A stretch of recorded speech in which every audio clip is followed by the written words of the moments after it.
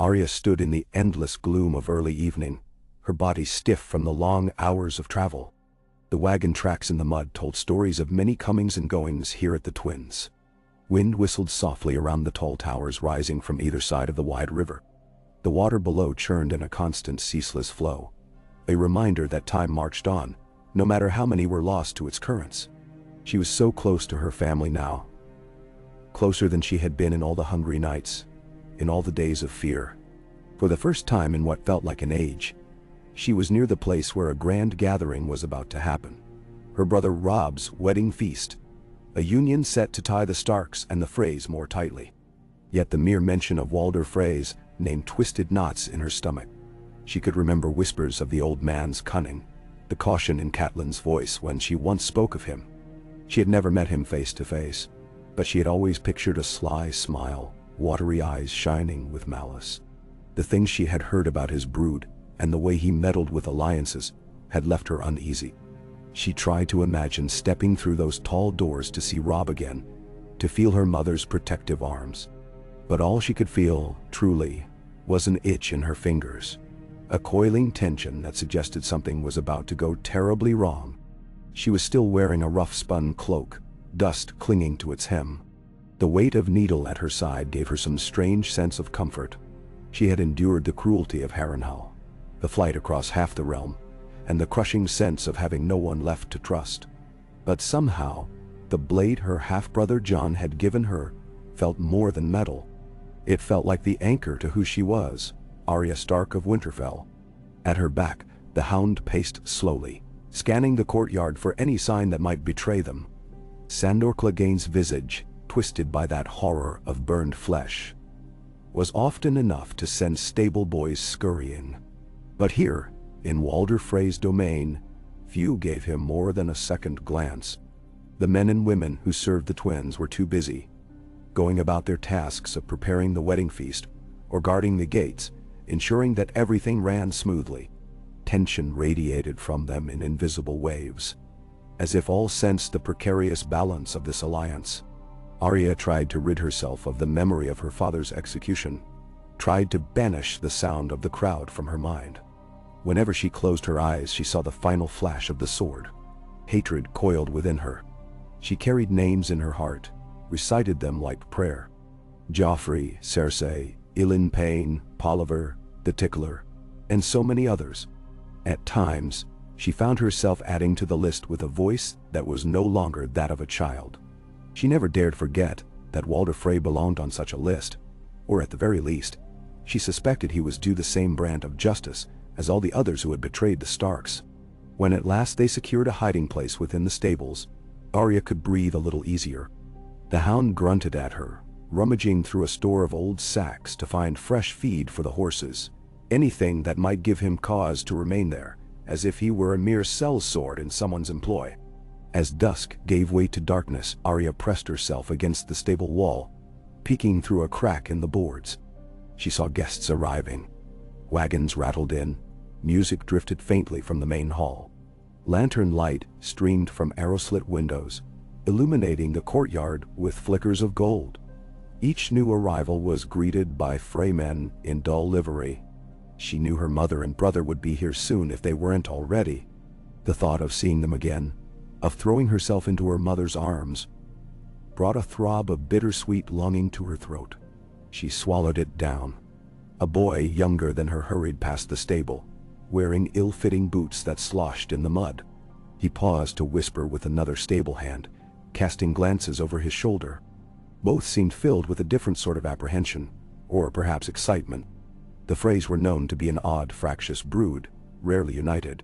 Was this a moment of unity for them, or just another cunning ploy of Walder Frey? She did not know precisely what she expected to see, but she did know she sensed a heaviness in the air, a tremor along her skin, the way animals sometimes sense an oncoming storm. She couldn't dismiss it, and as the night thickened, she felt an itch to move, to explore beyond her hiding place. Sandor turned to her, his voice a low rasp. "Too many eyes out there, wait a while." She gave him a quick, grim nod. Patience. She had learned it the hard way, had learned to bide her time, to wait for the right moment. But the waiting gnawed at her, especially now. Each minute felt like an hour. She thought of Rob. Was he well? Had Lady Caitlin found any measure of peace in these last days? Thoughts raced in her head, clashing like swords. She sank to a crouch, arms wrapped around her knees. The old straw on the stable floor smelled musty, and the faint stink of horse manure scratched at her nostrils, but she hardly noticed. Her mind was on the names. She breathed them in with every heartbeat. Joffrey. Cersei. Ilan Payne. Walder Frey. Walder Frey. That name hovered in her thoughts, as though the man himself stood behind her, whispering that she was a fool to come so close to him. Eventually, though the night was still young, the hound permitted them both to emerge from the stable, at least for a short reconnaissance.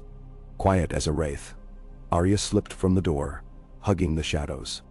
The path that led between the stables and the main keep was patrolled by 2 Frey guards, leaning lazily on their spears.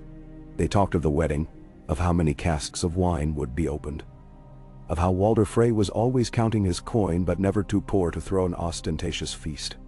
Arya stilled herself, waiting, hearing footsteps fade. She edged forward, pressing herself to the keep's cold stone, feeling each rough ridge against her back. Music wafted from somewhere inside. Lively flutes and strings weaving a sweet tune that belied the sense of tension in the air. The heavy wooden doors to the main hall were left partly open, revealing warm light that flickered on the threshold. She could smell roasted meat and fresh bread, a sumptuous feast set for those attending. Her stomach rumbled, a protest that reminded her she hadn't eaten properly all day. She closed her eyes for a moment, imagining herself stepping through those doors in some beautiful gown, her hair brushed and braided like Sansa once wore it. She would see Rob in fine attire, greeting lords and ladies with that proud, gentle smile. She would see her mother's watchful gaze, scanning the hall to ensure all was well. Perhaps she would see the Greyjohn, or other bannermen from the north. That was how it was supposed to be. Instead, she stood in the mud, dressed in a ragged cloak, the tang of fear on her tongue. Voices neared, and she slipped back into the shadows. A pair of servants hurried by, carrying trays of pies, their aprons stained with gravy. They disappeared inside, letting the heavy door thump softly shut behind them. In that fleeting moment, Arya glimpsed torchlight flickering on the banners of House Frey, the crossing towers on a gray field. She hated it. The crossing itself, bridging across the river, served as a chokehold in the heart of the north-south route. Walder Frey turned it to his advantage, charging tolls, forging alliances, and waiting with spider-like patience. Arya moved on cat's feet along the perimeter, searching for some lesser-used door or window she might climb. She had a knack for moving unseen. Her training with Syrio Forel, her time scavenging in back alleys, had made her cunning and silent. That skill had kept her alive this long. At last, she found an arched doorway near the kitchens, propped open for servants to pass in and out with scraps of leftover food. Steam billowed from inside, accompanied by the clatter of pots, the barking of orders from the head cook. She ducked in swiftly, weaving around a stack of crates, pressing herself to the damp stone wall behind them. The heat of the kitchen enveloped her, sweat beading on her forehead almost immediately.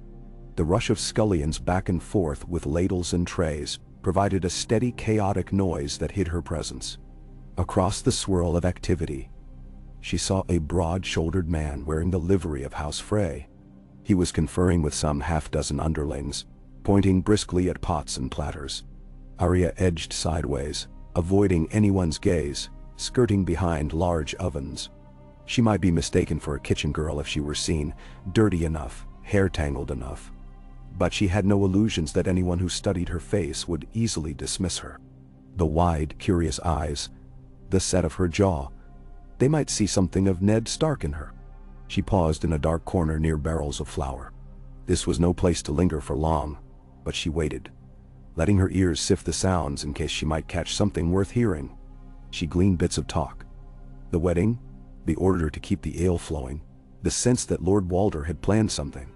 Men rarely said more around the kitchen, but their tones were uneasy. From a passage off to the left, she heard footsteps and hushed voices, a pair of guards strolling by.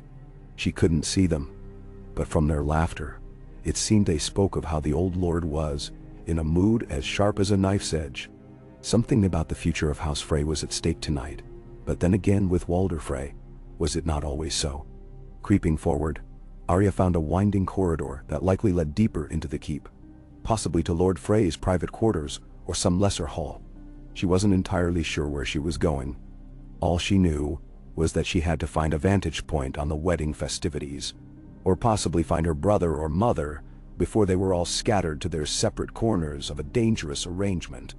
Her heart hammered in her chest. She darted into the corridor. At first, she felt completely alone, the walls lined with torch brackets that offered flickers of light. A weaving tapestry of an older Frey lord spanned one side, battered with age. The hush of this corridor felt at odds with the bustling kitchens. The air was cooler. She tiptoed around a bend, past a small alcove that housed a statue of some obscure ancestor, chipped at the edges. Then, she heard a snicker of voices around the next bend. Arya froze, pressing herself against the cold stone. Two men approached, both with the hints of Frey features, thin-lipped, wary eyes. One wore a loose-fitting tunic in muddy browns. The other had a steel breastplate strapped over his doublet. She could not see their faces, but she heard them speak in hushed conspiratorial tones. "Walder's commanded it," one said. "We obey, or we end up dead ourselves." The other grunted. "But to do it under sacred guest, right? The Northmen might never forget." "The Northmen? The Southmen? It's all the same to Lord Walder." "Don't ask me how. All I know is the old man's in a black mood tonight." They moved on, footsteps echoing, leaving Arya behind with only the quickening of her heart. Something in their words chimed ominously in her mind. Guest right was sacred, an unbreakable vow of safety. Violate that, and the gods themselves might curse you.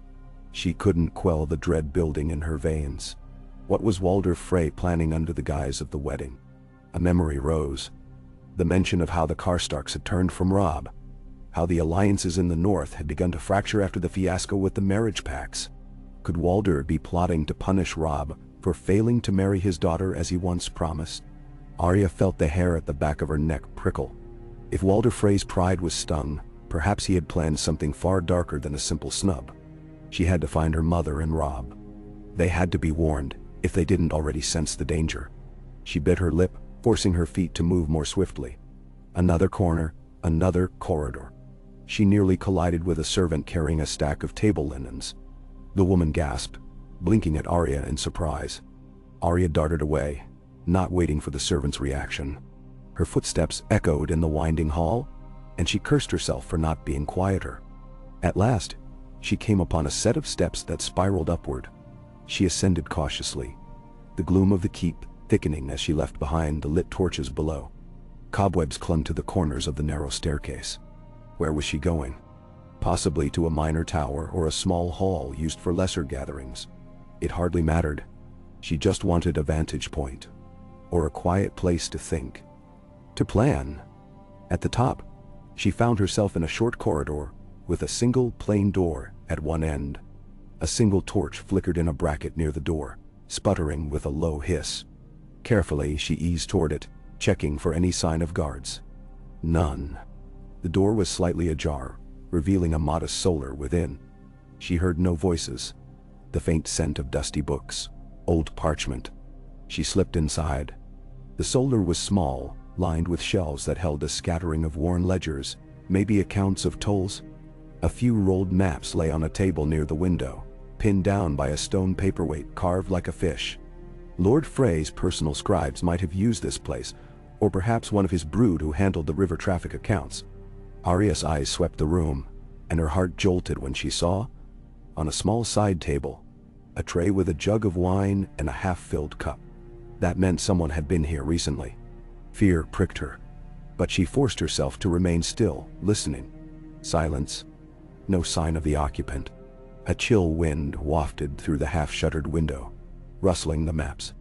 Outside, she could see across the courtyard to the main feast hall, its windows glowing. She could even see the silhouettes of men and women moving to the music. She was above them all, yet still too far to glimpse faces clearly. But there was no mistaking the surging crowd. the thick press of bodies preparing for whatever Walder Frey had planned tonight. Her hand closed around the hilt of needle unconsciously, a reassurance that she wasn't powerless. Rage at the idea of some treachery burned in her veins. She wanted to tear through the corridors, screaming warnings about the old man's designs. But would anyone listen to a ragged girl? If she was even recognized as Arya Stark, that could complicate everything in an instant. Her eyes flicked back to the tray on the table. The wine glistened with a dark hue. She moved over, pressing her palm against the jug. Cool to the touch.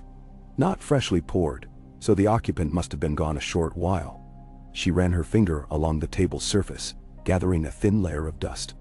This place might not be visited too often. Maybe the occupant had left for the feast. She glanced at the door again, and then something seized her. She felt as though she could not remain an idle shadow, simply lurking. She had come so far. She had survived so much. She would not let Walder Frey or any of his brood harm her family. She needed to do something, anything, beyond merely wait for fate.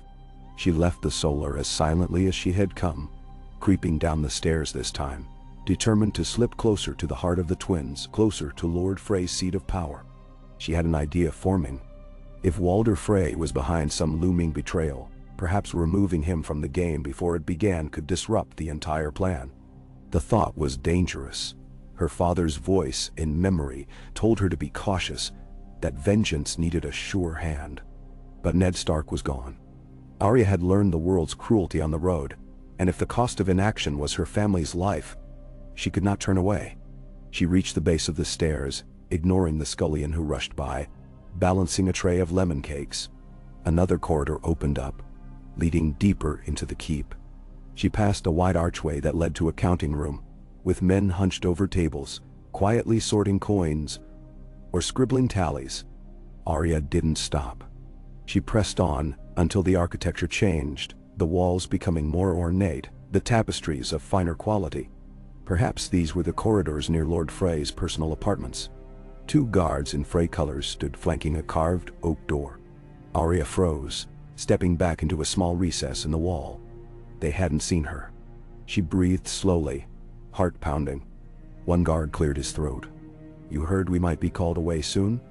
The other nodded. "Aye?" "Something about the wedding, but until then, we stand watch here." Arya waited. If Walder Frey was behind that door, or if that door led to his chambers, how could she possibly get past the guards? She considered her limited options. She wouldn't stand a chance taking on 2 grown men in a frontal assault, not even with needle. She needed a distraction, or a quieter method. As she thought, the corridor filled with noise from a group of passing Frey men. They were dressed for the feast, but from the flush on their faces, they'd already sampled ample wine. The 2 guards snapped to attention, if only briefly. The small crowd stumbled toward the door, laughing and jostling, then continued down the corridor, ignoring the guards. In that confusion, Arya slipped around the far side. Hugging the wall, she found a side door slightly ajar. Perhaps it connected to a small storeroom or a servant's route. She inched it open, praying it wouldn't creak. Inside was a dimly lit space crammed with old chests, dusty chairs stacked in a corner. She slipped in, shutting the door behind her. A faint slice of light came from a high window. She sniffed the air, stale, with a hint of mildew. She paused, listening to the quiet. Then she realized there was another door at the far end. Perhaps it led deeper into Lord Frey's apartments. She crossed the cluttered space, stepping over a broken stool. The door there was locked. She tugged gently on the handle. No give. Her mind raced. Could she pick it with something? She had a small tool she'd kept from Harrenhal, a twisted bit of metal. She fished it out from a hidden pouch. Her lips pressed tight as she tried to nudge it into the keyhole. Time stretched. She could almost hear her own heartbeat thrumming in her ears, and part of her expected the door to open behind, revealing a suspicious guard. But after a few careful twists, she felt the lock shift with a faint click. Her heart soared. She eased the door open, slipping through into a dark corridor that smelled of damp stone.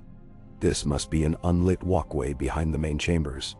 The flicker of torchlight from some connecting hallway cast faint shadows on the wall. She took a few steps, each footfall as light as a cat's paw. Then, voices drifted from the corridor to her left. She followed them, creeping along the wall until she could peer around the corner. She spotted another door, this one heavier, likely leading to a well-appointed chamber. The voices were clearer now. One was high and reedy, an older man's voice, laced with malice. Walder Frey. Arya's stomach tightened. She could not see him yet, but she heard him snapping at someone, perhaps one of his children or grandchildren. "Where's that fool?" "I told him I wanted the crossbow readied." A younger man responded in a quavering tone. "I'll see to it, Lord Father. But you must." Walder Frey cut him off. Must. They think they can shame me with broken promises. Let them try. Tonight, we'll see the young wolf piss himself in fear if my plan goes awry. He gave a humorless chuckle. Though I hardly think it will. Once those doors are barred. Arya's heart thudded. So there was a plan. Something about crossbows, about barring doors. She clenched her fists, recalling the earlier hints that Walder planned to break guest, right in some horrific manner. Perhaps crossbowmen would fire upon the Stark men as the wedding feast was in full swing. The thought made her want to lash out, to protect them. She pressed herself closer to the wall. Listening. Walder Frey was still muttering. The bedding ceremony. That's when they'll be distracted. Hiding crossbows in the gallery. They'll never see it coming? This time, the wolf will lose his teeth. He gave a raspy laugh that made Arya's blood run cold. She could not stand idle. She felt a swirl of emotion, rage, terror, desperation. Her family was in mortal danger. Walder Frey intended to massacre them under the guise of marriage celebration. She had to stop it. She'd never felt so certain of anything. But how? She gripped Needle. The weight felt puny compared to the fury inside her. Arya swallowed, took a breath. If she could kill Walder Frey, perhaps the plan would collapse. The other Freys might hesitate, might scramble, might fear retaliation if the head of their house was slain. It wasn't a guarantee, but it might buy enough chaos for Robb and her mother to sense the danger and escape. She heard Walder Frey bark, "Go on, fetch that damned crossbow. Then get to your posts. I need a final word with Lame Lothar before I join the feast." Footsteps receded. The corridor fell quiet. Now was her chance. If she was going to strike, it had to be soon. She inhaled shakily, stepping around the corner. The door stood there, heavy, banded with iron. She saw no guards. Perhaps Walder had sent them off to prepare for the ambush. Arya tested the handle. Locked. Duh. She cursed softly. Another lock to pick. She tried to steady her trembling fingers, retrieving her bit of twisted metal. The hallway was too silent. Every scrape felt thunderous in her ears. She had to work faster, but she forced herself not to rush. Another click. The handle turned. The door gave. Inside was a small receiving chamber. A single candle burned on a table, shedding a weak glow. Across from her, at a second doorway, stood Walder Frey, stooped with age, leaning on a cane. He wore a threadbare cloak of dull brown, as though he might have been rummaging in private. He looked up sharply at the sound of the door opening. His pale eyes narrowed. "Who in the seven hells are you?" he snarled. Arya stepped forward, heart hammering. She said nothing at first, her face set in stony determination. Walder Frey's mouth twisted in confusion. He expected a guard or a servant, not a lean girl with feral eyes. He drew in a harsh breath, lifting his cane as though to strike. "Guards," he began, but Arya moved fast. She was small, but needle was in her hand, the point glinting in the candlelight. She dashed across the room, parrying his cane aside. Walder Frey stumbled backward, but Arya pressed forward, hooking a foot behind his leg to trip him. He tumbled to the floor with a startled grunt, flailing. "Gar!" He tried to yell again, but she clamped a hand over his mouth. She could hardly breathe from the terror and adrenaline surging through her. She met his watery eyes. This was the man who planned to slaughter her brother, her mother. All of them. She wanted to rage at him, to scream at him for thinking he could break the sacred bonds of guest right. But she had no time. One cry too many, and the corridor would fill with men. Needle's point hovered at his throat. Walder Frey's eyes bulged with alarm. He struggled, but he was old, frail compared to the agile, furious girl pinning him. She heard footsteps in the hall and froze, her heart pounding. They passed by, oblivious. His voice was muffled behind her hand, his breath hot with fear. "Don't do this," he tried to say, but it came out garbled. Arya stared at him, remembering how he had threatened her family, how he spoke of crossbows in the gallery. She pictured Robb's face, the possibility of Catelyn's horrified scream. Walder Frey, no mercy in him, only cunning and cruelty. She had to act.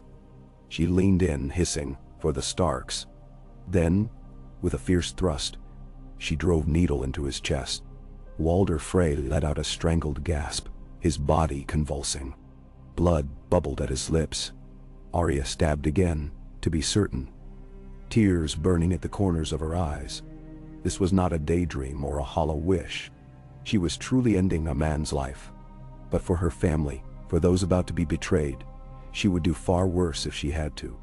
He slumped, eyes rolling back. She clamped her hand over his mouth until he went limp.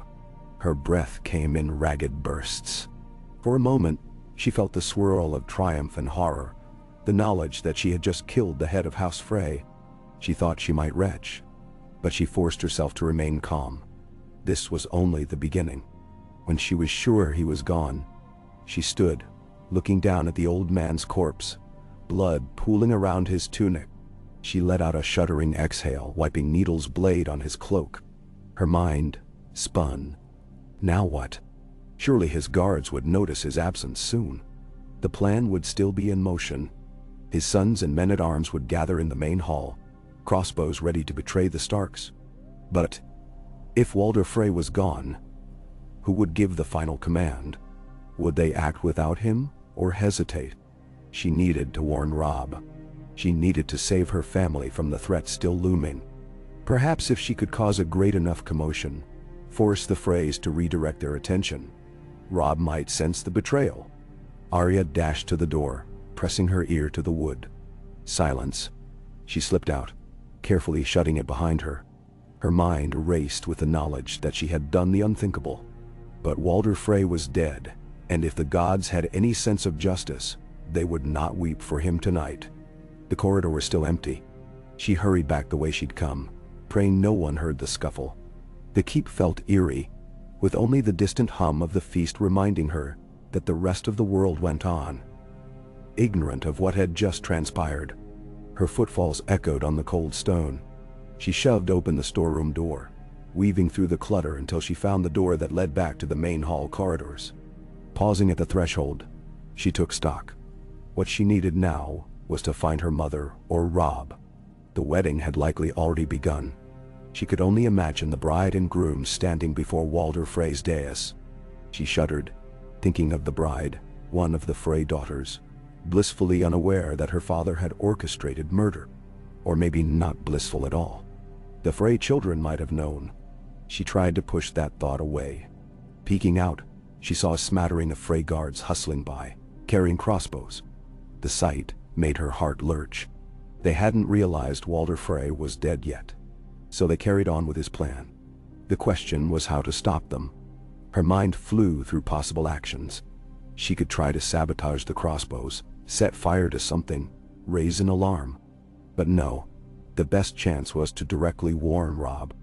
If the bride had not yet been led to the hall, then they might not have sealed all the doors. The timing was uncertain.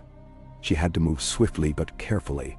She recalled that the main hall was just ahead, through two large sets of double doors. She pressed herself to the side, letting a group of minstrels pass in a swirl of color. Their instruments were tucked under their arms as they rushed for a cue to begin playing. She followed behind them, quietly blending with their group for a moment, until they reached the broader corridor that led to the feasting hall. Then she ducked away. A scattering of well-dressed lords and ladies lingered in the corridor, some likely from lesser houses aligned with the Freys, or from the Riverlands, or even some northern lords who had come with Rob. The atmosphere should have been celebratory, but a strange tension hung over them. Several frowned as if suspecting something wasn't quite right, but none voiced it openly. One older man kept adjusting his collar, sweating profusely. Arya slid around them, desperate to find her mother or her brother.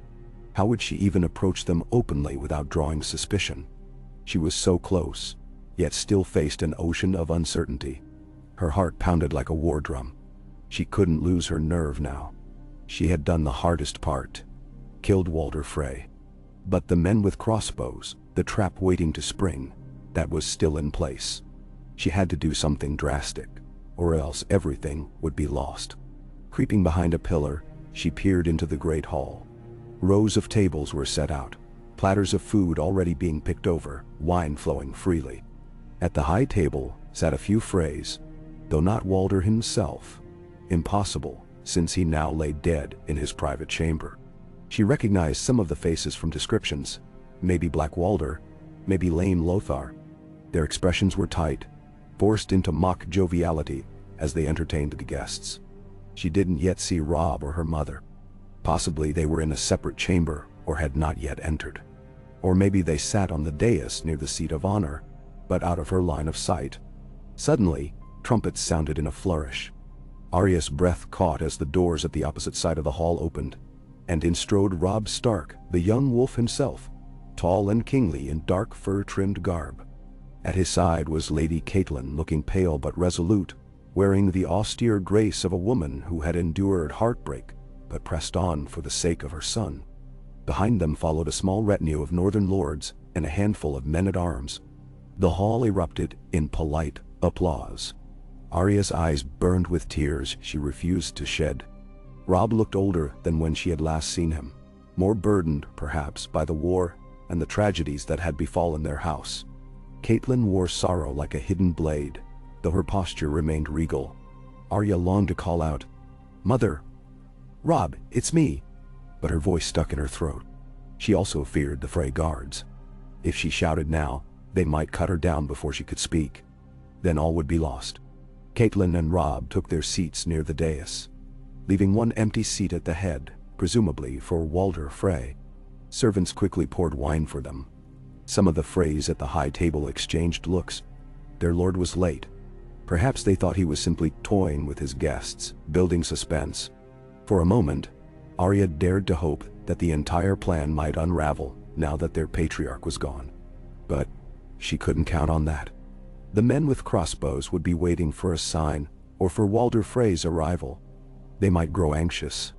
She ducked back, scanning the shadows for a path that might lead her onto a balcony or behind the dais. If she could only reach her mother or Robb unseen, even for a moment, she could warn them. She spotted a narrow stairway at the side of the hall, used perhaps by minstrels. That might lead to the musicians' gallery above. She slipped toward it, dodging behind clusters of people engaged in idle conversation.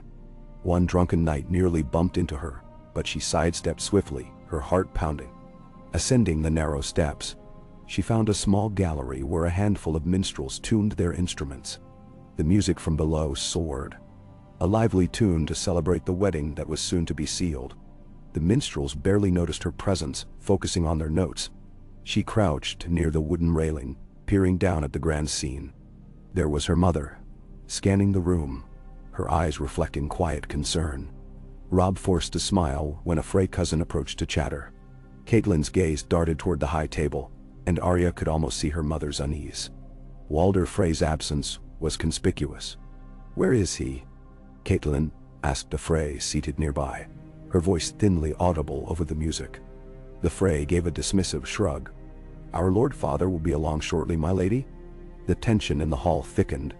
Below, Arya spotted a handful of men creeping along the walls, suspiciously near the vantage points for archers.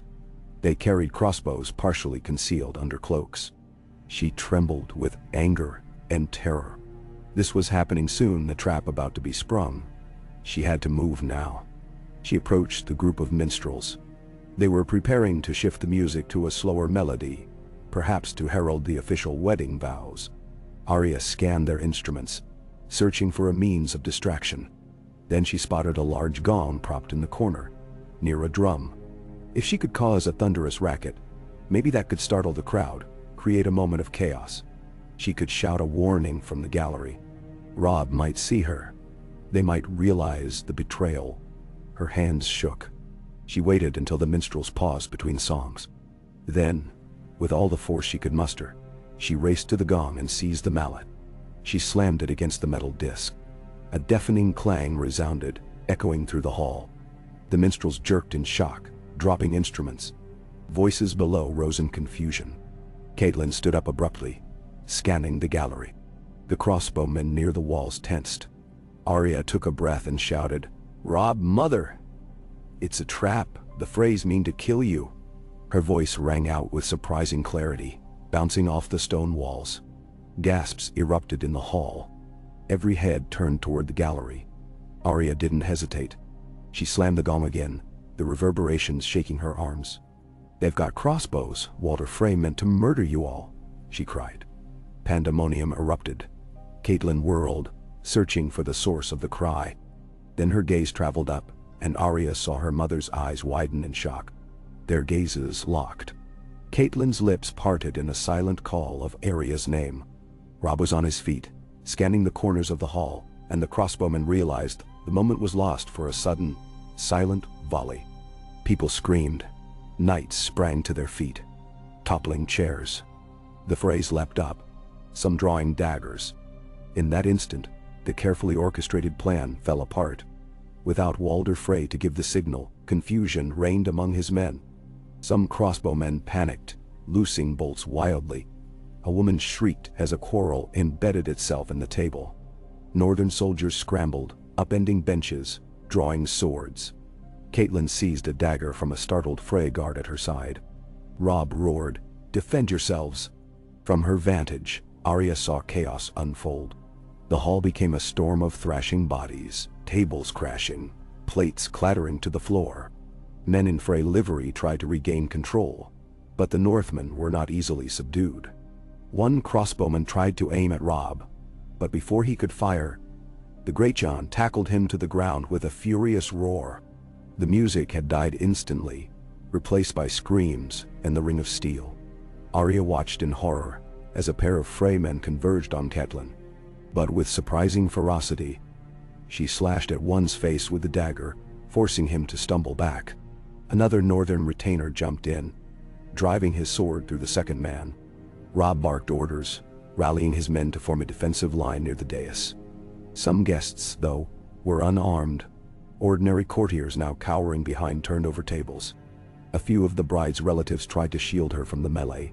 Though no vow had been spoken yet, no betting begun. The entire wedding was undone by Arya's gong strike and warning cries. She told herself it was necessary. She repeated it like a mantra. Better a ruined wedding than a slaughter of Starks. Crossbow bolts still whipped through the air in random arcs, clanging off stone or sinking into wooden beams. The scent of spilled wine and fear drenched the hall. Arya used the confusion to descend from the gallery, nearly tripping in her haste. She reached the bottom of the steps and darted around the edges of the fighting. A Frey guard tried to grab her, but she slipped away, jabbing needle at his hand. He yowled, letting her pass. She saw Rob at the center of the hall, sword drawn, parrying a Frey attacker. He caught sight of her, eyes flaring with recognition. "Arya!" he shouted, disbelieving. She forced her way toward him, ignoring the swirl of violence around them. At last, she reached him, and for a moment, they stood face to face in the midst of bedlam. Rob's expression was a clash of relief, shock, and confusion. "Gods, Arya," he breathed. "You're alive." She could only nod, tears welling in her eyes. "I heard the plan, Rob. Walder Frey wanted to kill you all. I killed him." The words spilled from her lips. Raw.g. Rob stared, stunned, as if trying to comprehend his little sister standing here, claiming to have done what no army could. Before he could respond, Caitlin rushed up, her face pale. "Arya? My little girl." She pulled Arya close, voice cracking. For one fleeting second, warmth enveloped Arya. The sense that no matter what horrors the world unleashed, she was safe in her mother's arms. But the moment was short-lived. Another volley of crossbow bolts struck near them, and Robb shielded his mother and sister, dragging them behind an overturned table. "We must get out of here," he panted. "Rally who we can. The castle is crawling with Freys." A shriek broke through the din. One of the northern lords fell, a quarrel through his chest. Arya's breath came in harsh gasps. She saw the bride cowering, tears streaming down her face. Some Freys pressed the attack, while others seemed uncertain whether to keep fighting or flee. That chaos was her advantage. Without Walder Frey's leadership, the betrayal was disorganized. Yet the sheer number of Frey men was formidable.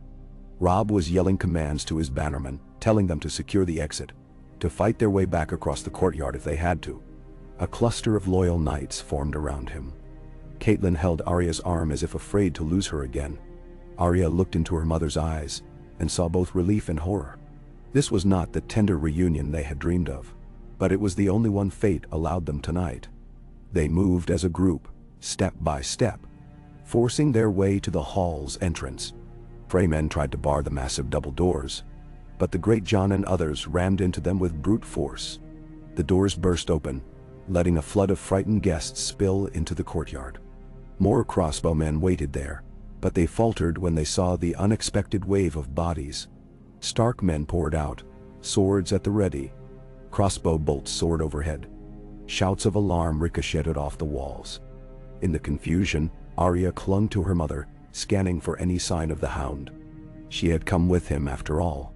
Had he abandoned her in the chaos? Was he fighting somewhere else? She didn't know, but she wouldn't let go of her mother. Catelyn's grip was firm, as if tethering them together against the swirling tide. The courtyard was a madhouse. Servants ran screaming. Horses whinnied in panic. A cluster of Frey soldiers attempted to seal the portcullis, but Robb bellowed for his men to storm the gate.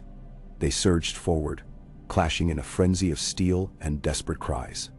The thunder of hooves came from one side, knights trying to mount up and ride down the Stark forces. But the Northmen, though battered, had steel in their spines. They would not die easily. Arya ducked a swiping blade from a Frey guard, thrust needle into his side. Her eyes stung with sweat and tears. She had never been in a battle so large, not truly. Her earlier kills had been quick, isolated. This was chaos incarnate. She glimpsed Robb cutting down a man who lunged at him, then spinning to deflect another blow. The wolf's fury was in him. He fought not just for victory, but for the survival of his mother, his sister, his bannermen. Bit by bit, the Starks and their allies pushed toward the portcullis. Blood splashed on the cobblestones. The cries of the dying filled the air. Arya gagged but forced herself onward. She must not fall behind. She must not let them be surrounded. Her mother's presence at her side gave her strength. They reached the gate just as the Freys were about to seal it completely. A narrow gap remained. The Great John hurled himself at the winch, grappling with the guard who tried to drop the gate.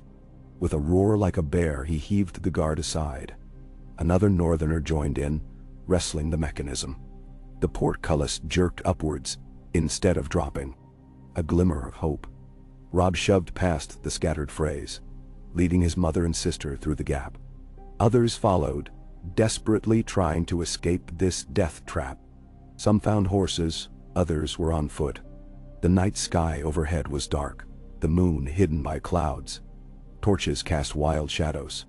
The smell of blood and sweat was thick in the air. A Frey knight in full armor charged them on horseback, aiming a lance at Robb's chest. Arya cried out, but Robb ducked aside at the last moment, slashing the horse's flank. The beast screamed, rearing, throwing the knight to the ground. Before he could rise, Northmen swarmed him. The bitterness of war, the savage reality, was laid bare before Arya. At last, they broke free of the castle's walls, stumbling onto the open ground beyond the twins. The muddy road stretched ahead, illuminated only by starlight and a few flickering lanterns held by scattered men. Behind them, the keep roiled with shouts, horns blowing alarms. The battle might rage all night.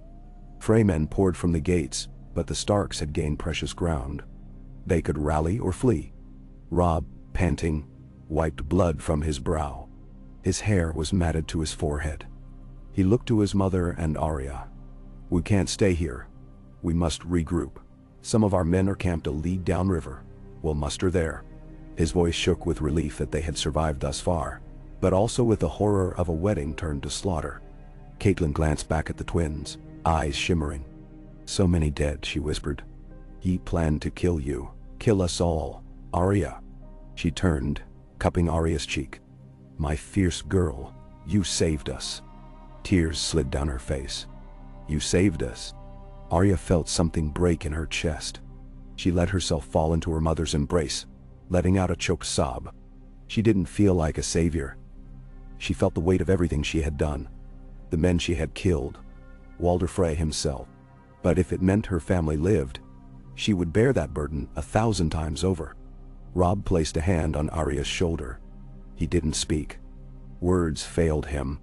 His gaze shimmered with gratitude, sorrow, and deep affection for his sister, who had returned from the dead to save them. The moment was as fleeting as a heartbeat. More men emerged from the castle, some wounded, some dragging the bodies of fallen comrades. The Great John marched out, bloodied but grinning fiercely. "We gave them a fight they'll not forget," he growled. "But we need to get the hell away before they regroup." Rob nodded. "Sound the retreat? We ride for our camp." A Stark banner, once proudly held aloft, lay trampled in the mud. A northern soldier hastened to pick it up, though it was torn and smeared with blood. He raised it again, the dire wolf sigil illuminated by torchlight. Despite the night's horror, the House of Stark would stand. They gathered horses, pulling Arya up with her mother onto a sturdy mare. Rob mounted his own warhorse, still bristling with energy. The night air was sharp, carrying the tang of iron. The group set off, a ragged line of men, and a scattering of wounded. Many had fallen inside the twins, but many had escaped with their lives. Far more than if Walder Frey had unleashed his trap unopposed. Arya clung to her mother's waist as they rode. The ground beneath the hooves churned with mud and stones. She cast one last look at the twins, their towers rising ominously into the sky. Fires flickered along the walls, silhouettes darting back and forth. She wondered what chaos gripped the Freys now, with their Lord Father dead, the betrayal exposed. She almost hoped they tore each other apart. In the distance, thunder rumbled, though there was no lightning. Perhaps a storm brewed. Perhaps the gods themselves were outraged at this violation of guest right, even if it had been thwarted. Arya bowed her head against her mother's back, letting the wind whip her hair. She tried to steady her breathing, tried to accept that she was truly with her family again. They had escaped a horror that might have eclipsed all she had seen before. And though the future was still uncertain, at least they had a chance to fight another day. The ride was not easy.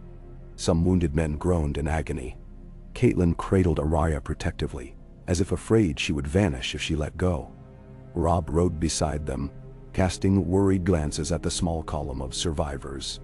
They were battered, scattered, but alive. Some of the men tried to piece together what had happened. They spoke in hushed awe of how the plot had been undone at the last moment. They marveled that Walder Frey had vanished. None outside Arya, Caitlin, and Rob knew the truth yet. That Arya had ended his life before the fateful signal could be given. Word would spread eventually. Rumors would blossom.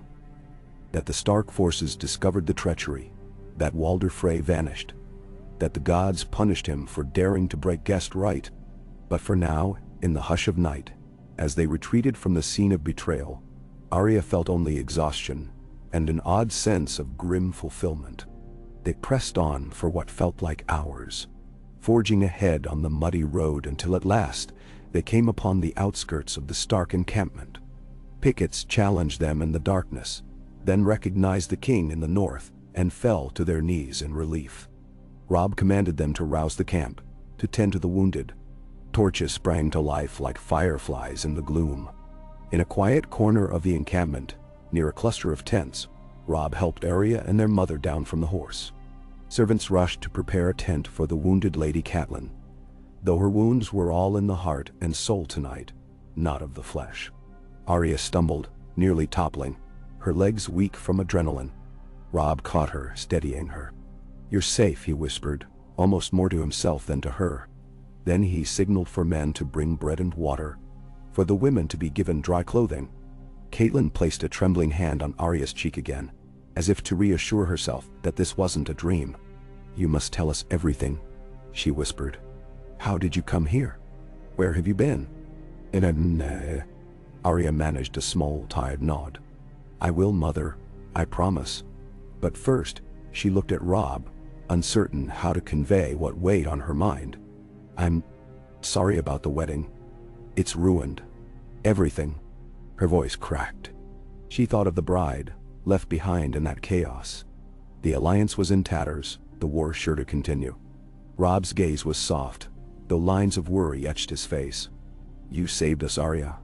That's all that matters right now. We'll see to alliances later, or perhaps not at all." He shook his head, as though to clear it of lingering images of crossbows and betrayal. "We have each other.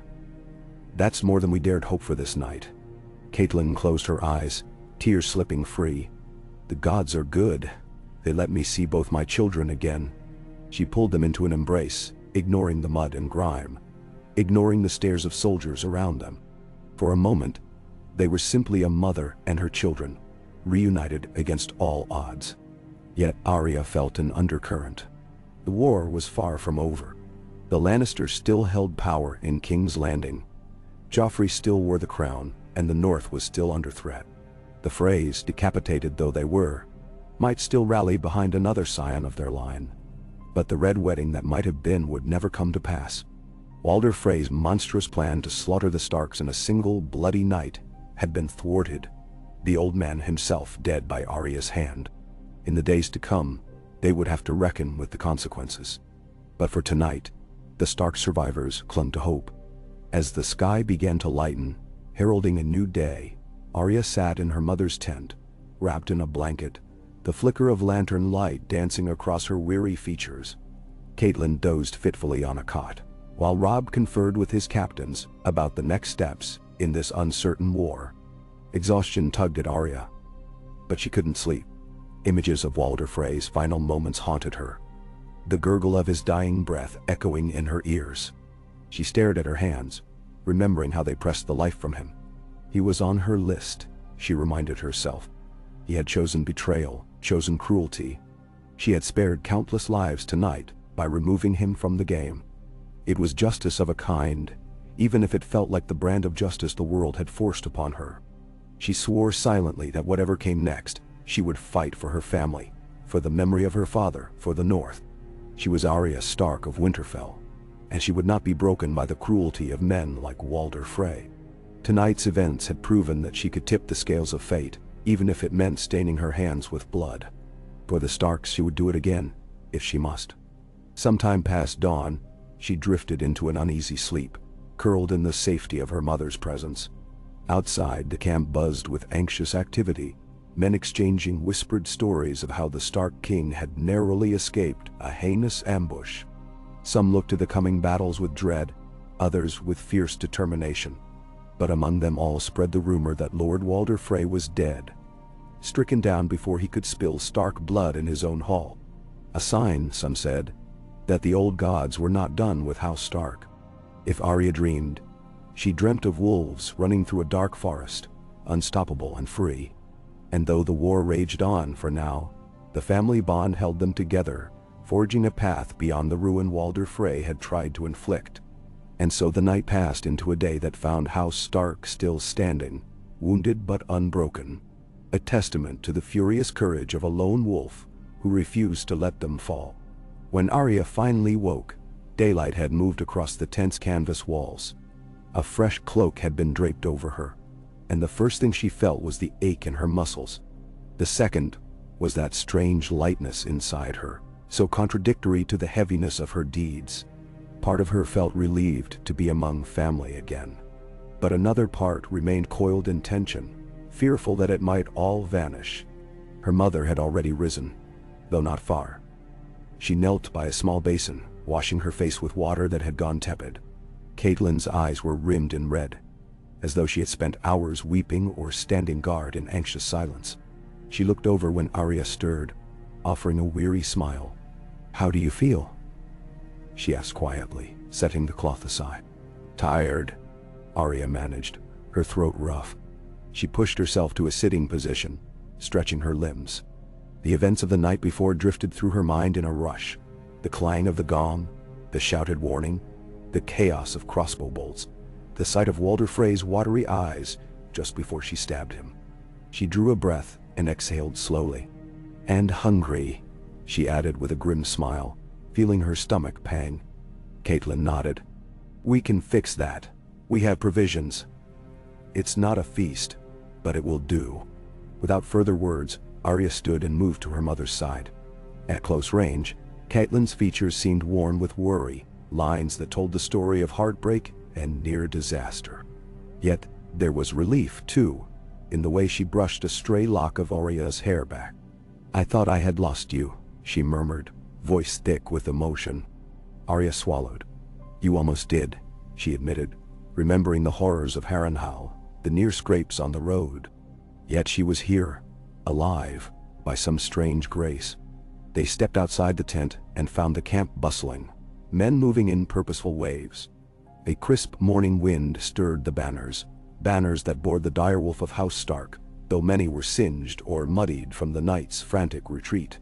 Some men were bandaged, nursed by the healers who crouched near small fires.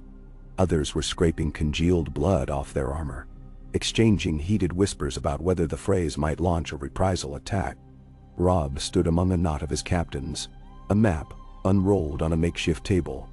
He wore a tunic that was once fine, now caked in dust. His sword remained belted at his side, a silent testament that the threat was not yet over. When he spotted Arya and Caitlin, he stepped away from the group to greet them. "Good," he said softly, his tone one of relief. "You both needed the rest." Caitlin took in the atmosphere. "How fares the camp?" Robb let out a breath. "We have a tally of the wounded. Some men are missing, either taken or lost or fled in the chaos.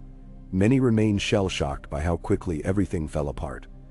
Most have never seen or heard of such a blatant betrayal of guest right." He caught Arya's eye, though not for long, as if the memory of what she had done was still sinking in. "If not for Arya." He shook his head. "We owe you our lives." Arya felt a flash of awkwardness, uncertain what to say. The night had been a swirl of violence and revelations she hadn't fully processed. Instead, she asked, "What now?" Robb glanced at the map on the table, where a younger captain was pointing to the course of the Trident. "We're considering a march west, toward Riverrun. It might be the safest stronghold for us now. The Freys still control the Twins, but with Walder Frey gone, they'll be in disarray. If we linger too close, they might reorganize and strike back at us." "Nad," Caitlin nodded, crossing her arms. "Riverrun is under the command of your uncle, Edmure. We might find shelter there if the Freys do not block the rivers." Robb's mouth twisted. "They'll try, no doubt. Even without Walder, that brood is large. Countless sons and grandsons. Someone will step forward to lead them, but it won't be easy. They'll be suspicious of one another. We may have a window." Arya listened, an undercurrent of guilt tugging at her. She didn't regret killing Walder Frey, but she knew the repercussions would ripple through the realm. Robb and Caitlin had already been short on allies. Now House Frey, once nominally allied with them, however tenuously, had been turned into a wounded but vengeful enemy. But how could she have allowed that plot to unfold? It was unthinkable. A surgeon approached with 2 trenchers of bread stuffed with dried meat, offering them to Arya and Caitlin. Arya's stomach growled. She bit into the rough bread, savoring the salty flavor. The food steadied her, reminded her she was still alive. She devoured it quickly, her body craving any scraps after days of meager meals. Her mother ate more slowly, though she too had likely not eaten well the night before. As Arya swallowed the last bite, Robb gestured for them to join him near the table. "We'll be setting out soon. It will take time to break camp, but the men are eager to leave this place. They speak of the Twins like a cursed sight now, a place they never want to see again." His expression hardened. "Even so, we'll have to keep a sharp watch for any forces that might pursue us." Arya glanced at the other captains gathered. She recognized the great John Umber, battered from the fight, but full of restless energy. Roose Bolton was not there. He had parted ways with Robb earlier in the war, a source of tension among the ranks. A few other lords from the north were present, each carrying burdens of loss. The great John crossed his thick arms, his voice a booming rumble. "Can't believe the old weasel tried that. Breaking guest right. No wonder the gods struck him down." He spat. He was spitting in the face of all honor. One of the younger lords nodded fervently, unaware that it wasn't the gods who had ended Walder Frey's life, but the small girl standing quietly beside the king in the north. Arya said nothing. She let them believe what they wanted. The morning lengthened. Sentries were posted along the perimeter, while tents were struck down, supplies packed onto wagons. Arya found herself helping to carry smaller bundles, if only to keep busy and not dwell on the swirl of thoughts in her head. She wanted to speak to Robb or Catelyn about the specifics of last night, about the plans she'd overheard, about what would have happened, but it was all too large, too overwhelming. She focused on mundane tasks, stowing bedrolls, tying cords in place. Hours later, the column formed. It was a sad procession in many ways. Men walking with limps, the wounded hoisted onto wagons, or carried by comrades. Some had fresh bandages, stained through with red. Others walked in a daze, reliving the horror. Yet a sense of grim determination bound them together. The Starks would not fold. If anything, they were galvanized by the near miss. Robb himself rode at the head, flanked by a small guard. Catelyn rode in a covered wagon with some of the wounded, refusing more comfortable accommodations. And Arya, at first, wasn't sure where to ride at all. In the end, Robb insisted she share a horse with one of his guards, a barrel-chested man named Lim. She climbed up behind him, arms wrapped around his waist, ignoring the embarrassment in her cheeks. She was used to traveling on foot or behind a cart, but the pace of their march demanded some order. They set out, leaving behind the campsite and following the winding road along the river. The day was overcast, clouds heavy with the threat of rain. A hush seemed to fall upon the column, broken only by the clop of hooves and the creak of wagon wheels. Occasionally, a scout would ride up, exchange words with Robb, then gallop off again, scanning for any sign of Frey retaliation. Arya felt relief that the Freys had not yet mustered a direct pursuit. No horns sounded behind them, no war cries rang out. Perhaps the house was in too much chaos to rally. Or perhaps Walder's death had sown enough confusion that no one dared to take command. She said a silent prayer of thanks, for that at least. They traveled most of the day, stopping only for short rests. The river accompanied them, murky and swift, reflecting the gray sky in its churning waters. When evening neared, they chose a defensible spot to make camp, a small clearing sheltered by rocky outcrops. The Northmen set up temporary defenses, posted sentries, and lit small fires. Arya helped gather sticks and kindle a flame, wanting to keep busy. She noticed that the men's eyes lingered on her at times. They knew she was the king's sister, but they seemed uncertain what to make of her presence. Some of them had known her only as a rumor. A Stark girl lost after Ned Stark's death, presumed to be in King's Landing or gone entirely. But there she was, smaller than they'd imagined, hair cropped short, eyes older than her years. She saw them whisper and glance away. Catelyn joined Arya by one of the fires, settling on a rock to rest her back. She spoke softly, so only Arya could hear. "You'll tell me when you're ready all that happened to you. I want to know how you made it this far. But I won't press you if it's too fresh." Arya nodded, her eyes on the fire. "I'll tell you," she said quietly, thinking of Gendry, of hot pie, of the nights spent crouching in fear, of the hound's presence lurking behind her. So much had happened that she hardly knew how to start. "I'm just glad I found you in time." Catelyn reached over to squeeze Arya's hand. "I'm so grateful the gods brought you back to me." She paused, swallowing hard. "I wish your sister were here as well. I hope Sansa is safe." Her voice trembled on the name. Arya bit her lip, remembering how she last saw Sansa, standing on the dais in King's Landing, forced to watch their father's execution. Arya felt a surge of anger at the Lannisters, at Joffrey, at everyone who had torn her family apart. But she forced it down. She had to stay focused on the present. "We'll find her," she said. and though it sounded more hopeful than certain, she needed to say it. Night settled, the darkness deep. Guards with torches patrolled the edges of camp. Men ate in small groups, sharing meager rations. The conversation was subdued as though no one wished to speak too loudly after the horror at the twins. Some men prayed to the old gods, others to the seven. Arya managed to find a thin blanket and a spot near her mother's tent. She curled up, listening to the night sounds. The crackle of fires, the distant rush of the river, the murmurs of sentries calling to each other. Her mind returned to the memory of Walder Frey's final breath, how his blood felt hot and sticky on her hands. She tried not to let it consume her, but in the darkness, every memory took on a sharper edge. Eventually, she slept, though her dreams were scattered. She drifted in and out, glimpsing strange, half-formed visions.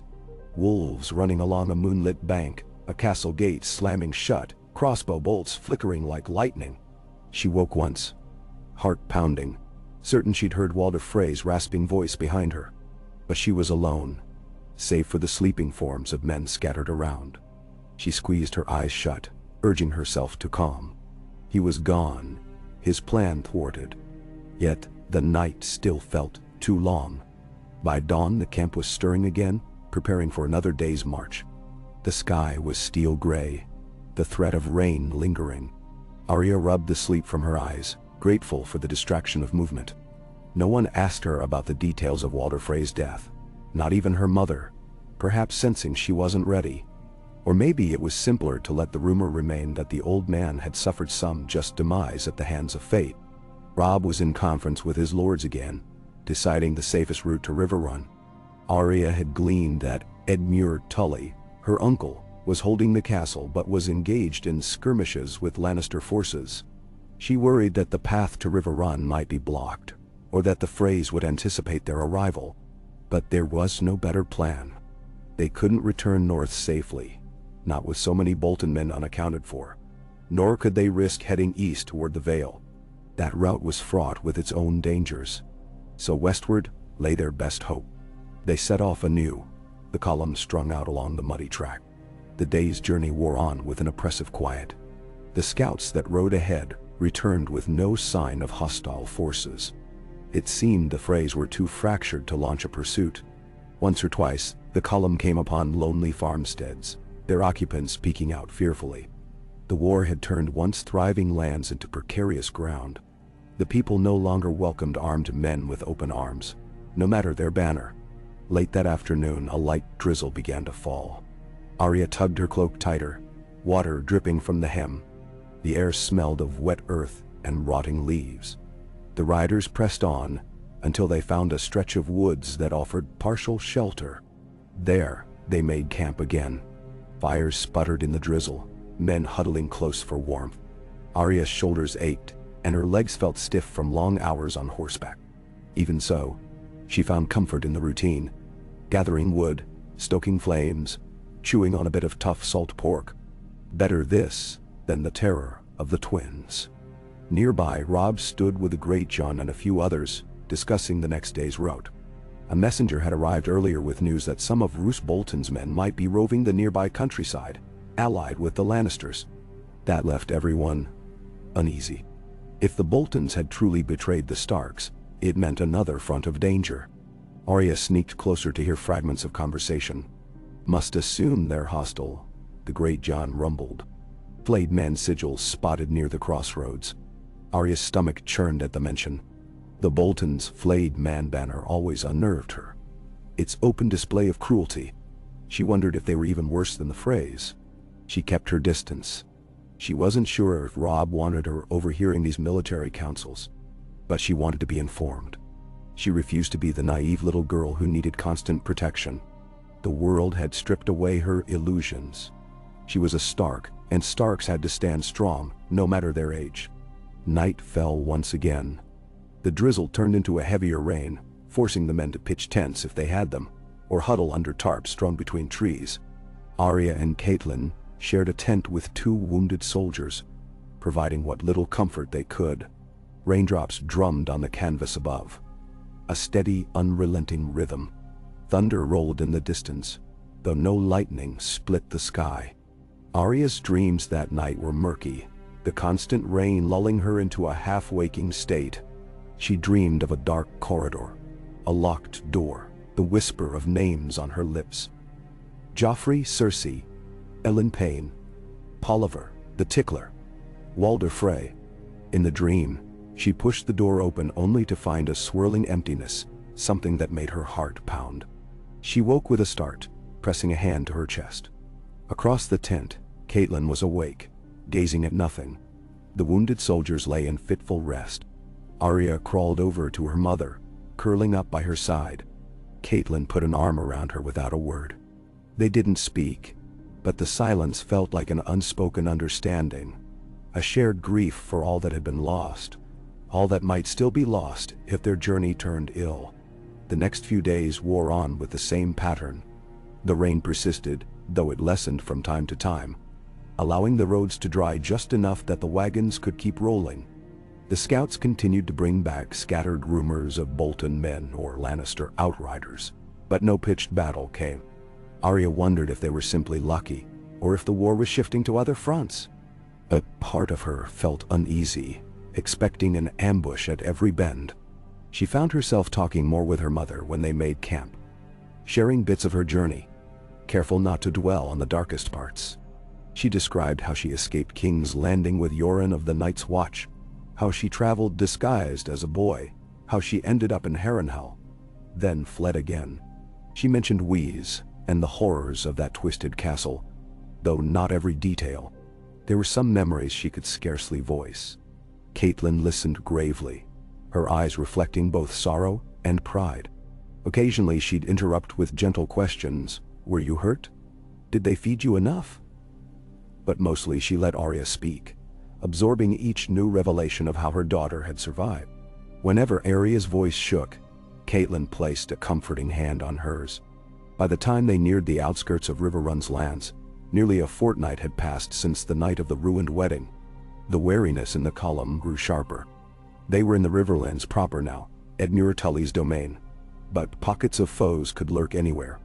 The farmland looked battered by conflict. Burned fields, broken fences, the occasional ruin of a barn. The smell of decay hung in the air.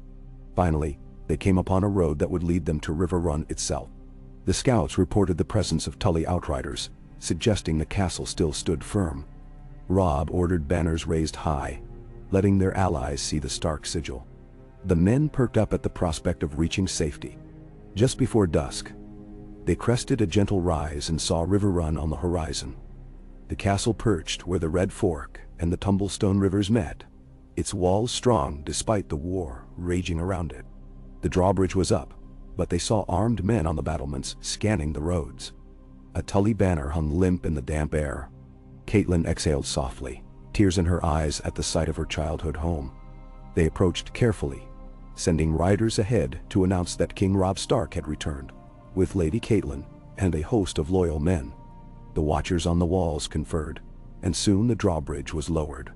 Men in Tully livery came forth, speaking quickly with Robb's herald. Relief flickered on their faces. Lord Edmure had worried for his sister and nephew, especially after hearing strange rumors about the Freys. Within a short time, they were allowed entry. Arya rode across the drawbridge, her heart hammering. She had never been to Riverrun before. The thick walls, the towers, the smell of the rivers swirling around the castle. It was all new and almost overwhelming. She saw archers manning the walls, grim-faced, ready for battle at a moment's notice. War had turned every stronghold into a fortress on edge. They passed into the courtyard, where a throng of Tully soldiers and servants gathered to greet them. Many looked exhausted, but they managed to cheer at the sight of Robb Stark, the king in the north, returning alive. Then, Edmure Tully strode forward, a tall man with auburn hair. He wore a mail shirt over a tunic bearing the trout of House Tully. When he saw Catelyn dismount, he rushed to embrace her. "Cat," he said, voice thick with emotion. "The gods are merciful to bring you back." Then his gaze landed on Arya, and his face registered shock. "Is that, by the Seven, Arya?" He almost couldn't believe it. Catelyn nodded, wiping a tear. "Yes. She's found her way home, or as close to home as we have left." Edmure pulled Arya into a brief hug, though she stiffened at first. She wasn't used to so much open affection from relatives she barely knew. But she allowed it, feeling a strange comfort in the gesture. Rob dismounted, clasping Edmure's arm. "Uncle, we've endured much. We must speak at once." The phrase. They attempted something unspeakable. "Lord Walder is dead, and the house is in turmoil. I fear they'll soon cast their lot firmly with the Lannisters, if they haven't already." Edmure's eyes widened. "The old man is dead." He glanced around, seeing the ragged state of the Stark forces. "Come inside, all of you. We'll see you fed and your wounded tended. Then we'll talk. The war has not gone well here either. There are Lannister hosts roving the countryside, though we've managed to keep them at bay for now." Servants rushed to assist.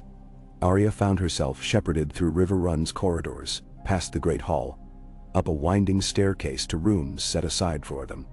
The place smelled of old stone, polished wood, and the faint brine of the rivers. Tapestries depicting Tully ancestors lined the walls. She could feel the history here, as she had felt the history in Harrenhal. Only this was a kinder legacy, more alive with memory than haunted by it. They gave Arya a small chamber adjoining her mother's. The bed had clean linens, the shutters open to a view of one of the rivers below. She almost found it hard to believe she could sleep in a real bed again.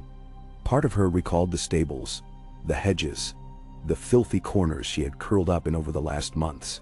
Caitlin appeared at the doorway, a maid behind her, carrying a basin of warm water. "Wash up, sweet girl. We'll have supper soon and then you'll want to rest." Her voice was gentle. Arya nodded, stepping aside to let the maid set down the basin. Alone in the chamber, she peeled off her travel-stained garments, took a cloth, and washed away the grime. The water turned brown as she scrubbed her face and arms. Her hair, now grown out a bit from its rough cut, was tangled and matted with dust. She tried to comb it with her fingers. The reflection in the water was strange. A girl who might have been Arya Stark, but older, her cheekbones sharper, her eyes bearing the weight of things she'd seen. She donned a simple gown left by the maids, a faded green that was slightly too large but felt clean against her skin. Needle. She kept close, setting it by the bed. She refused to be without it, no matter the safety of the castle walls. When she emerged from the room, she found her mother waiting in the corridor, similarly refreshed, her hair brushed back, wearing a dark blue dress that bore the Tully trout on the sleeve. She took Arya's hand, and together they descended the stairs to join Robb and Edmure for supper. They gathered in a smaller hall rather than the grand one to keep affairs private. Bowls of hearty stew, fresh bread, and a flagon of wine were laid out. A handful of the Stark captains joined them, as did a few Tully commanders. Conversation was low and serious. Edmure's face turned grave when Robb recounted the events at the Twins. How the wedding had been a ruse, how the crossbows were hidden, how the entire Stark host might have been slaughtered had it not been for Arya's timely intervention. Arya stared at her trencher, silent as her brother spoke. He left out the detail that Walder Frey had died by Arya's hand, implying it had been part of the chaos. She was relieved not to relive it in front of everyone. Edmure's horror was evident regardless, his mouth set in a grim line. "House Frey has gone beyond redemption," he said, scraping a hand through his hair. "They broke the oldest custom. That cannot go unanswered." "But how?" asked Caitlin. "We have precious few allies to wage another front. We barely escaped ourselves." Robb glanced at Arya, then back to Edmure. "For now, we hold Riverrun. We'll send ravens to the northern lords still loyal to us. We'll call upon the Blackfish. Where is Brynden?" Edmure sighed. Uncle Brynden took a small company north, hoping to meet any remnants of Roose Bolton's force that might still be loyal, but we've heard little. He may have run afoul of a Lannister patrol, or he may be biding his time. We don't know. A hush fell. The supper stretched on, the stew turning cold in Arya's bowl. She picked at the bread, half listening as the conversation shifted to the next moves, whether to attempt negotiations with certain riverlords, how to shore up the defenses of Riverrun, what chance there was that the Boltons might align with them again. The last notion made Arya's blood boil. She recalled the name Bolton from her time in Harrenhal, the cold cruelty in their men. She doubted any truce would last. But she was not a commander. Her voice would carry little weight here. When at last the meeting broke up, Edmure insisted Rob, Caitlin, and Arya take better quarters in the family wing. Rob demurred, wanting to stay closer to his men, but he finally agreed that they all needed proper rest. Arya followed her mother through Riverrun's corridors, yawning. Caitlin paused before a large door leading to a well-appointed suite.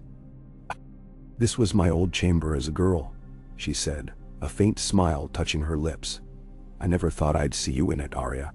My fierce little wolf, sleeping under the Tully roof." Arya stepped inside. A large hearth crackled with fresh logs. A plush bed in the corner. The walls were hung with tapestries of leaping trout, scenes of the river. A sense of comfort enveloped her. For a moment she wondered if the normalcy might lull her into believing her father was still alive, that Sansa was safe in Winterfell.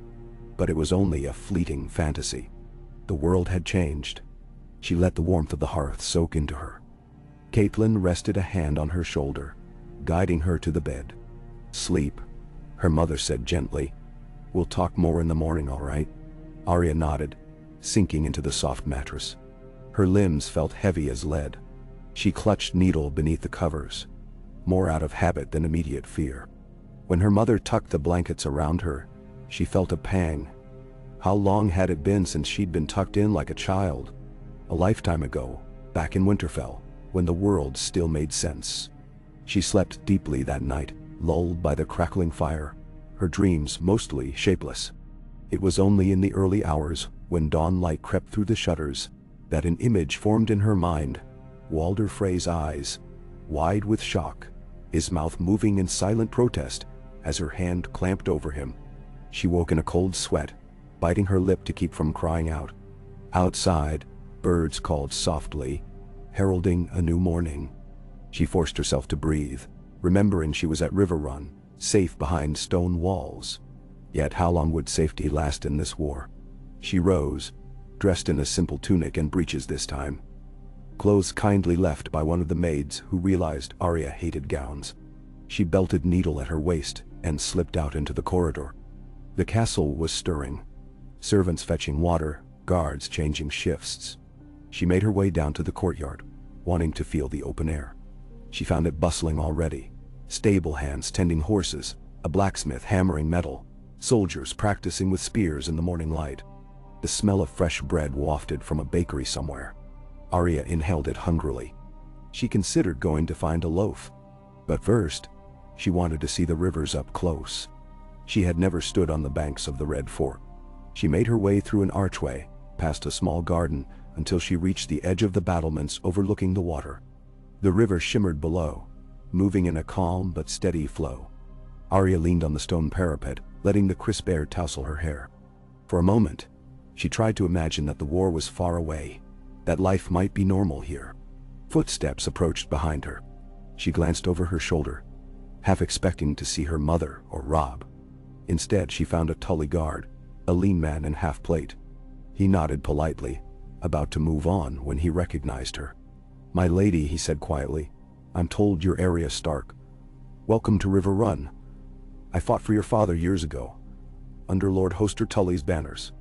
Arya offered a small smile, uncertain how to respond to such formality. "Thank you," she managed.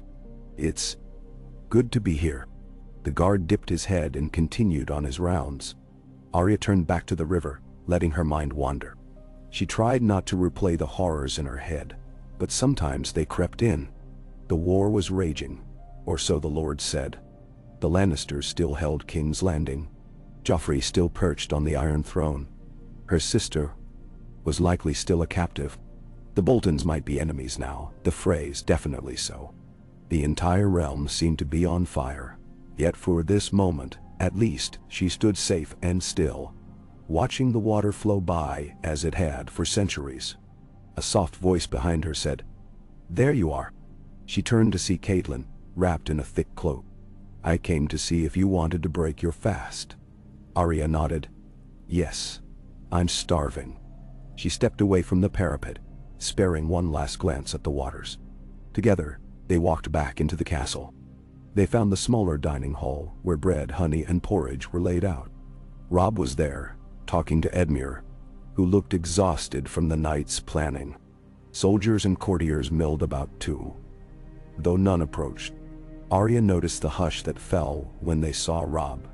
He truly looked like a king now, despite his youth. Weariness etched on his brow, the stubble on his jaw marking the stress of command. They ate quietly. Edmure was telling Robb about skirmishes near the stone mill, how they'd driven off a small force loyal to the Lannisters. "But I fear we can't hold all these outlying positions forever," he said. "If the Lannisters commit a full army to subdue the Riverlands, we'll be hard-pressed to stop them without more men." Robb brooded over his cup of watered wine. "We'll send ravens to the north, rally our bannermen. The Karstarks remain uncertain, but the Manderleys might help if we can ensure safe passage for their forces. Winterfell is lost, or so we've heard, but perhaps some loyal houses remain unbroken." Catelyn's lips thinned. "You speak of mustering an army, but do we truly have enough loyal men left to face the Lannisters in the frays?" Robb frowned. "If we don't stand, the Lannisters will crush us anyway. Our cause has always been the same, to secure the North's independence and avenge Father." He glanced at Arya. "And to free Sansa." Arya clenched her spoon, nodding. "Yes," she said softly. The vow to free her sister burned in her chest, fueling her resolve. Edmure cleared his throat. "There's also the question of allies in the south. Some lords of the Reach might be wary of the Lannisters, but they're tied by marriage to the Tyrells now. Then there's Stannis Baratheon, last rumored to hold Dragonstone. The realm is fractured by so many claims. We stand alone unless we forge new alliances." "Nani?" "Ilk." Robb's expression hardened. "We tried forging an alliance with House Frey. See where that led." A heavy silence followed. Arya sipped her porridge, trying to block the memory. She felt guilt creep in again, not for killing Walder Frey, but for how it left Robb with a war on multiple fronts. Then she reminded herself that the alternative was the Red Wedding, a slaughter that would have ended the Stark line in blood. No, there was no choice. They finished their meal. The day passed with more councils and decisions. How best to fortify Riverrun's walls, how to scout the roads for enemy movements, how to ration supplies. Soldiers patrolled the castle, and a sense of tension crackled in the air, as though any moment horns might sound, heralding a Lannister siege. Amid this, Arya found pockets of time to wander Riverrun's corridors, learning its nooks and crannies. She even found a corner of the courtyard where she could practice with Needle, running through the forms Syrio Forel had taught her. The water dance. Smooth, balanced steps, thrust and parry. A stable boy paused to watch, wide-eyed, as she lunged at an imaginary foe. She finished, breathing hard, letting the memory of Syrio's lessons guide her. That evening, the main hall was opened for a modest feast, less a celebration, more a gathering to boost morale. The Tully and Stark banners hung side by side. Simple fare was served: roast fowl, fish from the rivers, ale that was slightly sour but still drinkable. Minstrels played a subdued tune. Arya sat with her mother, feeling out of place in such a setting. She couldn't recall the last time she'd sat in a proper hall with music. Catelyn leaned over. "You're quiet tonight," she observed, thinking of Winterfell. Arya shrugged, not sure how to put her thoughts into words. "It feels strange to be safe, or at least safer."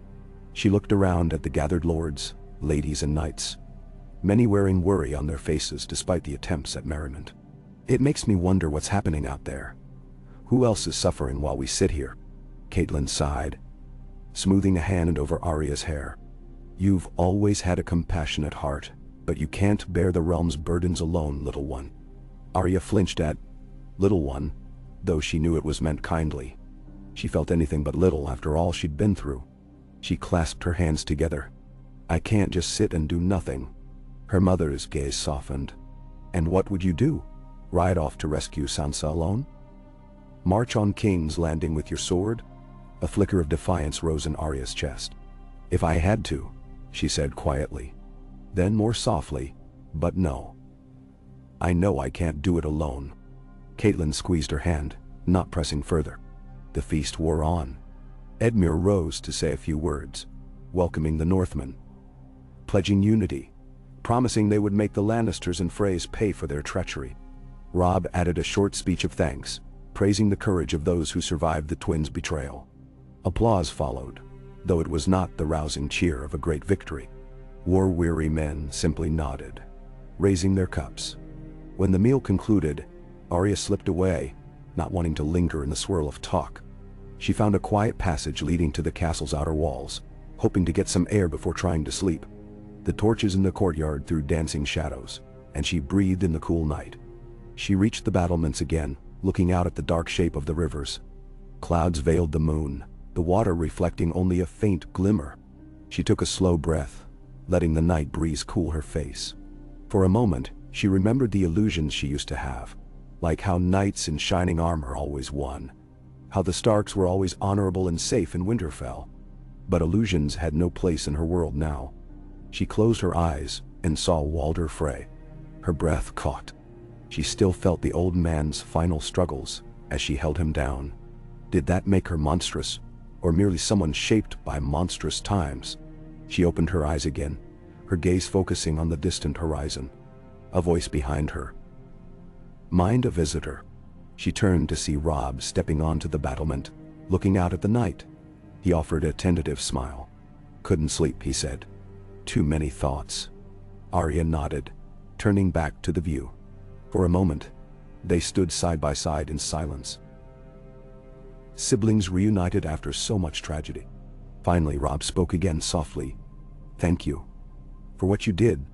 Arya swallowed. "I didn't do it for gratitude. I couldn't let him." Her voice trailed. She didn't want to say the words. Robb nodded. "I know, but still." He paused. "You saved us, you saved Mother, me, everyone. Even if it meant carrying that burden. I won't forget." Arya exhaled shakily. "I sometimes wonder if there was another way. A way to save you without killing him." Robb's gaze hardened. "He meant to kill us under guest right. Such a man deserved no mercy. We're better off without him in this world." His voice trembled slightly, then steadied. "I only wish Father were here to see how strong you've become." Arya stared at the stars. Her throat tightened at the mention of Ned Stark. "He'd probably be angry at me for killing an old man in cold blood," she said, half to herself. Robb placed a hand on her shoulder. "Father taught us about honor and justice, but he also taught us about protecting our family. Sometimes, those are at odds. You made a choice to save us. That's not something he'd ever condemn." She nodded, comforted by his words. They stood there a while longer, letting the silence envelop them. The war was still out there, an inescapable storm. But for the first time in too long, Arya felt she had a place where she belonged. Even if it was only for this respite at Riverrun, she would face the battles to come with her family beside her. She whispered to the night, "We'll make it right for Father." Robb nodded, though the night swallowed the gesture. For Father. They lingered, side by side, two wolves in a world gone dark. And in the steady flow of the rivers below, and the quiet strength of Riverrun's walls around them, Arya felt the faint stirrings of hope.